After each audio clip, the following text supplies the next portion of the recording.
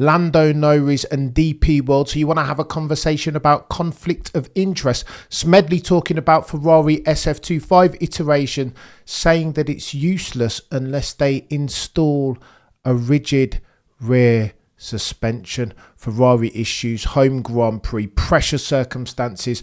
What's Frederick Vasseur going to do? Is he going to see out the year even? Adrian Newey has chimed in on the new regulations 2026. And finally, final topic on the docket, we'll talk about Mario Andretti, world champion 1978, talking about Max Verstappen's aspect in now an ostensibly slower car than the MCL39. Turtle, Joanna, Cam, you guys are legends. Listen, let me say this in the first instance because it's important. I'm grateful because this community thrives and drives to survive by dint of your not insubstantial, robust shoulders. Should we get to this news? Brundle OB and not before time. How very dare they wait so long to give this dude an OB? Mr. F1, Mr. Straight Shooter, the man who's put F1 kicking and screaming on his back and all things F1 broadcast, despite its best endeavours, makes it entertaining. He's the one that said Murray Walker told him that his scope, his remit as a broadcaster and commentator, colour commentator some might say, was to entertain and inform. Nothing more simple or complicated than that. Now Brundle is getting a cheeky recognition, an OB for his services. And again, I feel like it's not before time. Sort yourselves out, ladies and gentlemen. He said that he was ecstatic, but typical Martin Brundle didn't want to claim credit for himself. He said it was all about his team. Props to that fella. Martin Brundle, we salute you. And not before bloody time. Oh, and by the way, on the back of the conversation that we had yesterday about MBS, conflict of interest, your boy, as he was doing his F1 due diligence, saw this cheeky TikTok. I'm reliably informed that this is Lando Norris a couple tours ago, sponsored by DP World. And Mohammed Ben Sulayem wants to talk about conflict of interest. I thought DP World has as its CEO Mohammed Ben Sulayem's brother, Sultan Ben Sulayem. Make of that what you will, chat. I'm done. I cannot continue to unpick at this conflict of interest causation part. It's too much for me. Oh, and by the way, Red Bull livery. This is rumoured to be their 400th race in Formula One. This was the original Red Bull Racing Technology logo once upon a time when they first came into Formula One. Sorry, this is as it was recently. This was the most recent one before the Imola Grand Prix. And then this is the original one here. And this is what they've just doctored it to, altered it to even, as far as their bloody Instagram. What does this mean, chat? Are they looking to demo a cheeky livery at Imola in celebration of something? Lest we forget that Lewis Hamilton has done a cheeky first trap. Does that mean that somebody's going to get sat? Is this Cameron doing cheeky F1 causation apophony? Potentially some of all of the aforementioned. We're going to have to wait and see. I wouldn't mind seeing a cheeky Red Bull livery so long as it looks good. Oh, and by the way, let's talk about these brakes, because New Media's done one of these. You saw that B Sports said all this stuff about phase changing materials at the altar of his thesis and his specialty subject. Driver 61 put out a video giving that dude the stamp of approval, with which all of New Media Reddit ran. That is the McLaren MCL39 tyre deg mitigation puzzle solved. Therefore, while the race came out and said it's absolute nonsense, all of this talk of phase changing materials, it doesn't work. That what you want to defer to is Occam's razor, being that the explanation for these things is probably most often the most simple. Line of least resistance thesis. They put forth the following supposition. Doesn't necessarily have anything to do with phase changing materials, just sound engineering, airflow. Maybe as an instance, remember that this is all the rears that we're talking about. Maybe that they solved the tyre mitigation puzzle at the altar of a very ambitious anti-dive suspension setup, that they're taxing the rears less than all of the other 9 teams on the grid, that this isn't a silver bullet thing. This is just clever sound engineering potentially, although this isn't the first time that the race have debunked one of the new world media or new media theses even, because I recall a couple of months ago autoracer.it put forth a supposition on Ferrari's woes, which we'll get into in a couple of minutes, saying that it's all about an unstable rear and that Ferrari realised that they need to fix for that. The race said, no, that's nonsense, rubbish. Only a couple of weeks later, the race were like, no, you know what? De Keyser and Pierluigi Donadoni over at autoracer.it potentially are onto something now. The objective truth in F1 isn't stasis. It's an ever-evolving paradigm. And I think the race might have got this one wrong again, potentially, but I digress. Go on then, let's talk about Rob Smedley and Ferrari, because it's getting techier than techie things out here. Rob Smedley on the F1 Nation podcast said something to this effect, that the SF25 iteration of Scuderia Ferrari car, red car with them, their yellow badges, black prancing Corsa top, is useless. It is like a racehorse that doesn't train. A race car with diesel fuel in it. If you employ Lewis Hamilton and give him a car that he cannot have confidence in, you know who Sir Lewis Hamilton is and how he derives his pace. Stability and confidence, therefore, in the rear, a pointy front end, and being super aggressive on the brakes. The brakes is gonzo right. Carbon industry was his lot at Mercedes. Now it's Brembo at Ferrari. So that will take some acclimatization.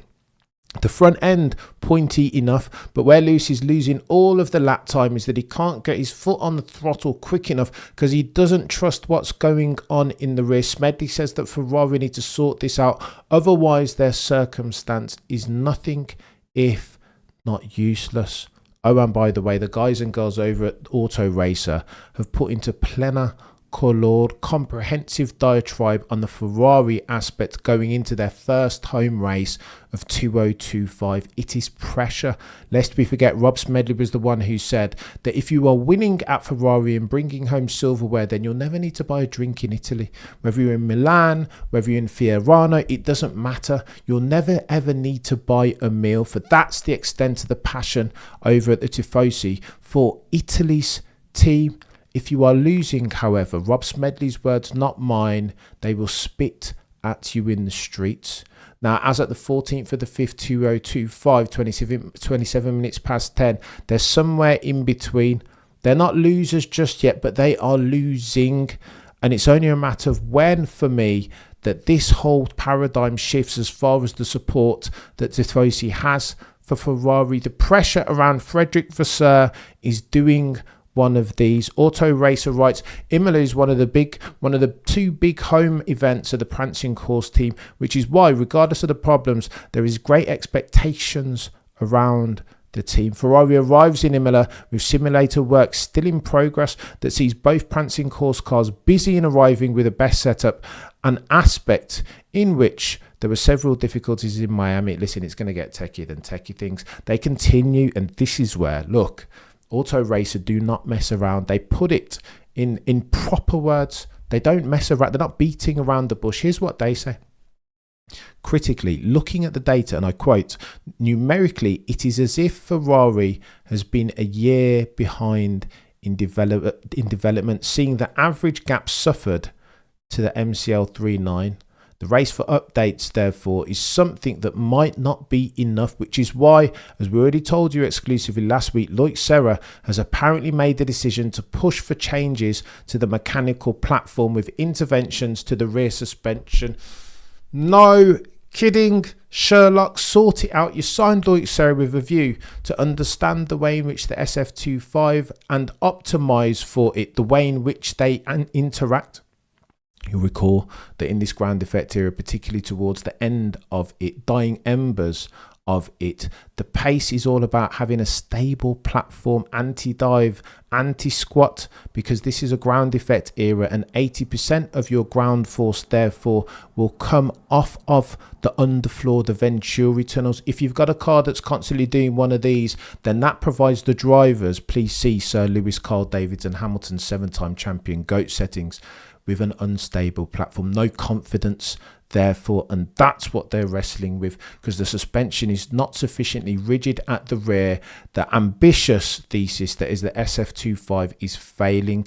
You'll recall the front suspension pull rod this time round. Again, why would they do that in the final year of this rule and reg spec? Surely they should have cottoned on to the meta, the pole sitter of a design philosophy many moons ago, maybe this time last year, but no, they're late to the party again, and it's frustrating, chat. So Lewis Hamilton fans are pulling out their hair all around the world. Do you know what I mean? Let's grow like mushrooms. You're a legend, Daniel. Jason says, I think Max just needs gone. We'll talk about Max shortly. Missile Rest, you're a legend. Benzie, absolute legend. Go on then, let's talk about, in fact, before we come to Max as the final tour, let's talk about Adrian Newey, because he's come out and given an interview with Aston Martin and been, I don't want to say scathing, that's too sharp a word, but critical, let's say, of Aston Martin as they look as at the time of writing. Said in the first instance, quote, Lawrence's vision has created a great facility, the best facility in F1. So he's talking about the £250 million injection in the factory, and similarly 50 million in a brand new top of the range wind tunnel. Here's what Adrian Newey said about that. We've got the best facilities in F1, but it is important, quote, that we now optimize how we use it. F1 is about people. Yes, there's a lot of technology, but it's people who drive things forwards. My previous team had one of the worst wind tunnels in F1 and operates out of an unremarkable series of buildings on an industrial state, but it managed to get everybody working together and developed a great group of people. And herein lies the issue, Lawrence Stroll and Aston Martin. F1 is a preparation race, and you haven't got the right people in place. Therefore, if everybody's expecting Adrian Newey to work miracles in 2026, he's saying that they might have another thing coming. Why? Because they don't have the people, the right people in place going into 2026. And you have your success in F1 at the altar of getting and keeping good people for as long as possible. Newey continues talking about the rules, and here's where it gets techie. You've heard friend of the channel Peter D. Windsor saying that he's concerned about the 2026 regulations because of this active aero stuff. It's not long ago, you'll recall, that Jack Doohan had a DRS incident, turn 1, 1A, Suzuka, the Japanese Grand Prix. What is that all about? And now we're gonna tangle that with bloody change to the PU. Adrian Newey to that point says, quote, for the first time I can remember, we've got both chassis regulations and power unit regulations changing at the same time. This is interesting and slightly scary. That's Adrian Newey saying that, and he's now aligned with Peter D. Windsor. Adrian Newey was talking about the advantage, because like what happened in 2022, one team will always get it right, better, be better, have durable competitive advantage over the other 9. Peter D. Windsor said that this is potentially dangerous. Imagine that you have a cheeky slip of the DRS, as did Jack Doohan. What happens then? What's that danger look like? Are these rules properly vetted? Has somebody done their operational, mechanical and aerodynamic due diligence? Because it doesn't feel like they have. Mohammed Ben Sulayem looking to tinker an institute for V10s all of a sudden. Why might that be? Techie. Oh, and by the way, talk about what Mario Andretti, 1978 world driver champion, has to say about Max Verstappen. And for context, Max Verstappen has always said that he has one job, that's to be a racer, and that's to win races. That if he had his own way, Max Verstappen would win every race between 30 and 40 seconds. He wants to dominate, doesn't want for it to be close, doesn't take a leaf out of the old Juan Manuel Fangio book and want to win each and every single one of these races using the least resource possible, the most efficient, extracting out of the car the least tax, the least resource possible to get over the line, to take a checkered flag. That's not Max Verstappen's thesis, is it? He wants to win and dominate, lap the field each and every single day. That's what Max Verstappen wants to do. But I've argued for the longest time on this channel, as have you, that F1 might be better for seeing Max Verstappen's brilliance, the extent to which he can outperform, in inverted commas, a car. And you get to see that best at a Suzuka, when the dude doesn't have the quickest car, but yet and still manages to drop it on pole. Same story for Saudi Arabia, same story for Miami. The extent to which Max is built different. and that he can make up the delta, the material delta between his RB21 and McLaren's MCL39 in the hands of Piastri and Lando Norris. Here's what Mario Andretti says, and it sounds like he agrees. He says that it's better for fans that Max Verstappen doesn't have the best car. It's more exciting to watch him fight back. Mario Andretti also thinks the Red Bulls dip to Adrian Newey's departure, hinting that the team has lost a crucial edge. So let's address the latter point first. No kidding, Sherlock. Absolutely, you don't lose Adrian Newey, a god-tier F1 mind, the last of the airbenders, and not expect to see downside ramifications as far as the performance of your car. That was always going to happen. I'm surprised that Red Bull didn't realise this. Christian Horner, talking about the likes of Pierre Vacher and Enrico Balbo, was sufficiently upskilled to where they'd be able to operate in a way that was independent, that the transition post Adrian Newey from pre-Adrian Newey would be seamless. Absolutely no chance. They're struggling. Understeer settings, brake biases on -5, and Max Verstappen still can't turn the car. That's his words, not mine. And to Mario Andretti's former point, absolutely, chat. I think F1 is a much more than F1. I think you get to see Max Verstappen and who he really is, the DNA, the fibre of the man, his fundamental constitution. When the car isn't at his best, yeah, it's all gravy in RB19 iteration when he can put 30 to 40 seconds on the rest of the grid. True dominance and true monopoly. But I would argue you get to see that this dude has always been the balancing figure from an accounting perspective, from a performance perspective even. When that RB21 doesn't have it, when ostensibly the quickest car in the grid is not Max Verstappen's car. That's when you start to see these god-tier performances. And then again, per Simon Bars, in the meaning of a sport, you see the greatest, the difference between the great ones and the good-est ones. When, of course, it's the big points. Max Verstappen is having to play big points every single race at this stage, lest the likes of Balbo and Pierre Vacher start to bring proper updates, sort out the bloody brake ducts, mimic for the MCL39 so that they can mitigate the extent to which their tyres take. Until that time, Max Verstappen is going to have to keep carrying the heavy load. And what a time to be an F1 fan, therefore, chat.